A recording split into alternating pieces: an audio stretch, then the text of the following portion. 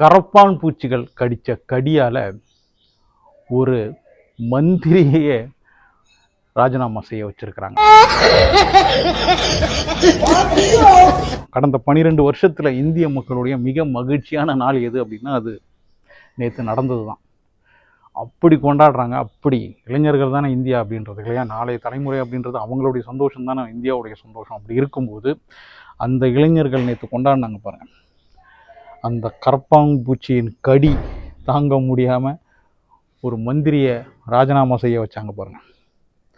செம்ம சம்பவம். இந்த மாதிரி ஒரு சம்பவத்துக்காக தான் 12 வருஷமாக நாமெல்லாம் வெயிட் பண்ணிகிட்டு இருந்தோம். இப்போது ஒரு விஷயம் புரிஞ்சிருக்கோம். எவ்வளவு தான் ஆடுனாலும் இசி, எலெக்ஷன் கமிஷன், இடி, சிபிஐ, இவிஎம் இதையெல்லாம் வச்சுட்டு அரசியல் கட்சிகளை வேணால் நீ பயமுறுத்தலாம், அவங்கள கவுக்கலாம்.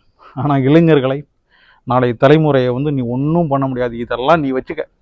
ஆனால் எங்களை தாண்டிய ஒரு சக்தி, இளைஞர்களை தாண்டிய ஒரு சக்தி இன்னும் இந்த உலகத்தில் இல்லை அப்படின்றத தான் நேற்று அந்த காக்ரோச் ஜனதா பார்ட்டி அப்படின்ற அவங்க செஞ்ச அந்த ஒரு ப்ரொட்டஸ்ட் உலகத்துக்கு மீண்டும் நிரூபிச்சிருக்கு.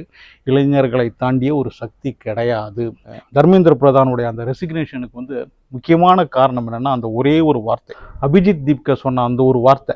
3 மணிக்குள்ளே தர்மேந்திர பிரதான் பதவி விலகலை அப்படின்னா அதுக்கு அடுத்தது எங்களுடைய போராட்டம் நரேந்திர மோடியுடைய ரெசிக்னேஷனை நோக்கி தான் இருக்கும். நரேந்திர மோடி ராஜினாமா செய்யணும் அப்படின்ற கோரிக்கையுடன் தான் எங்களுடைய ப்ரொட்டஸ்ட் இருக்கும் அப்படின்னு சொன்னதும் மிரண்டுட்டாங்க. உண்மையிலே பதறிட்டாங்க அப்படின்னு தான் சொல்லணும் பிஜேபி. ஏன்னா இந்த நரேந்திர மோடிக்கு அவங்க கொடுத்த பில்டப்லாம் இருக்குது பாருங்கள். இங்கேருந்து அவர் எந்த நாட்டுக்கு போனாலும் ஒரு 1000 பேரை ஃப்ளைட்டில் கூட கூட்டிகிட்டு போய் அங்கேருந்து மோடி மோடி அப்படின்னு சொல்ல வச்சு அவருக்கு இல்லாத ஒரு பில்டப்பை கொடுத்து அப்படி தூக்கி வச்சுருந்தாங்க. அப்படி இருக்கும்போது அந்த நரேந்திர மோடியை ராஜினாமா செய்ய சொல்லி இந்தியாவில் இளைஞர்கள்லாம் போராடுறாங்களே, அப்போ அவர் அவ்வளோ ஒர்த் இல்லையா அப்படின்னு வெளிநாட்டிலெல்லாம் பேச ஆரம்பிச்சிட்டாங்கன்னா அந்த பில்டப்லாம் இவ்வளோ செலவு பண்ணி கொடுத்த அந்த பில்டப்லாம் வீணாக போயிடுமே அப்படின்ற ஒரு பயம் பிஜேபிக்கு வந்துடுச்சு. அது மட்டும் கிடையாது, அமித்ஷா ஒரு ப்ராஜெக்ட் ரிப்போர்ட்டோட தான் பிஜேபியில் சேர்ந்தார். இத்தனை வருஷம் நான் பிஜேபி ஆட்சியில் உட்கார வைப்பேன் அப்படின்ற ஒரு ப்ராஜெக்ட் ரிப்போர்ட்டை கொடுத்ததுனால தான் அவரை இன்னும் ஹோம் மினிஸ்டராக மோடி பக்கத்திலே உட்கார வச்சுருக்கிறாங்க. அந்த அமித்ஷாவுக்கு நேற்று விழுந்தது சரியான அடி. அமித்ஷா அதுதான் நான் சொன்னேன், இந்த இடி, இசி, எலெக்ஷன் கமிஷன், இவிஎம், சிபிஐன்னு இவங்களெல்லாம் கையில் வச்சுக்கிட்டு அமித்ஷா ஒரு கேம் ஆடலாம் அப்படின்னு பார்த்தாரு. அதெல்லாம் நீ அரசியல் கட்சிக்கிட்ட வச்சுக்கப்பா, இளைஞர்கள்கிட்ட, ஸ்டூடெண்ட்ஸ் கிட்ட வச்சுக்காத. அவங்க வேற, அவங்க கிட்டலாம் இதெல்லாம் வச்சுக்கிட்டு நீ ஒன்றும் விளையாட முடியாது அப்படின்றத அமித்ஷாவுக்கு ஒரு பாடத்தை கொடுத்துருக்குறாங்க. போன மே மாதம், அதாவது மே மாதம் 16ஆம் தேதி இந்த சிஜேபி அப்படின்ற கட்சி ஒரே ஒரு வார்த்தைக்காக, சீஃப் ஜஸ்டிஸ் சூரியகாந்த் சொன்ன ஒரு வார்த்தைக்கு ஆரம்பித்த அந்த ஒரு கட்சி ஆரம்பித்து 71வது நாள், மே 16ஆம் தேதி ஆரம்பித்தாங்க. ஜூலை 25ஆம் தேதி ஒரு மினிஸ்டரை விக்கெட்டு காலி. வெறும் 70 நாளில் ஒரு விக்கெட்டு காலி. இதை 12 வருஷமாக வேறு எந்த கட்சியாலையும் செய்ய முடியல. அவங்க சொல்கிறது தான் சட்டம், அவங்க வைக்கிறது தான் ரூல். பிஜேபியை தாண்டி எந்த ஒரு அரசியலமைப்பு சட்டமும் கிடையாது அப்படின்ற மாதிரி தான் அவங்களுடைய அந்த செயல்லாம் இருந்தது. அரசியலமைப்பு சட்டத்தை எல்லாம் தாண்டி உங்களாலலாம் ஒன்றும் பண்ண முடியாது, அதை காப்பாற்றுறதுக்கு இளைஞர்கள் இருக்கிறாங்க அப்படின்ற மாதிரி தான் இந்த வெற்றி. அதாவது இந்த இளைஞர்களுடைய அந்த கோரிக்கையை ஏற்று பிஜேபி தர்மேந்திர பிரதானை, கல்வி அமைச்சரை பதவி விலக செஞ்சதும் ஃபஸ்ட்டு அபிஜித் தீப்கே, காக்ரோச் ஜனதா பார்ட்டியோடைய அந்த ஃபவுண்டர் என்ன செஞ்சார், அம்பேத்கருடைய படத்தை தான் தூக்கிட்டு காட்டினார். அரசியலமைப்பு சட்டத்தை எல்லாம் தாண்டி உன்னால் ஒன்றும் பண்ண முடியாதுப்பா, அதை காப்பாற்றுறதுக்கு நாங்கள் இருக்கிறோம். எந்த ஒரு பலம் வாய்ந்த சக்தியையும் அதை அசைக்கிறது தான் கஷ்டம். ஒரு முறை அசைச்சிட்டாங்கன்னு வச்சுக்கோங்க, அவ்வளோதான். அதுக்கப்புறம் ஆட ஆரம்பிச்சிடும். பிஜேபி அப்படின்ற அந்த சக்தியை, அதிகாரத்தை வச்சு அவங்க செஞ்சுக்கிட்டு இருந்த அந்த வேலைக்கு முதல் அடி இப்போது தர்மேந்திர பிரதான் மூலமாக கிடச்சிருக்கு. இனிமேல் அடுத்தடுத்த விக்கெட்லாம் உடனே விழ ஆரம்பிச்சிடும் பாருங்க. ஆரம்பம் தான் லேட் ஆகுமே தவிர அதுக்கப்புறம் அது அப்படியே தொடர்ந்து வந்துக்கிட்டே இருக்கும்.